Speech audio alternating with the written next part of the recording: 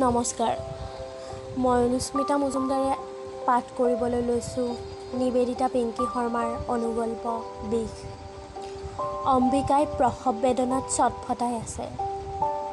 দুৰ্ঘটনা এটাত তাইৰ গিৰিয়েক ঢুকুৱা আজি 2 মাহৰো বেছি হ'ল। সেয়েহে ওচৰৰ ভগৱানৰূপী মহেশ খুৰাই সিহঁতৰ সকলো দায়িত্ব মূৰ পাতি লৈছে। তাইক চিকিৎসালয়লৈ নিবলৈ খুৰাক আহি পালেহি। তেনেতে তাইৰ 4 বছৰীয়া জীয়েকে দৌৰি গৈ থাপনাত মূৰ দুৱাই প্ৰাৰ্থনা কৰিব ধৰিলে।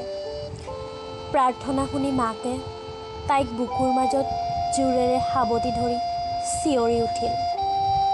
কণমানিজনীয়ে নেদেখাজনক এজনী ধুনীয়া ভনীয়েক বিচাৰিছিল যদিও ভনীয়েকক যৌনাংগ দিব মানা কৰিছিল।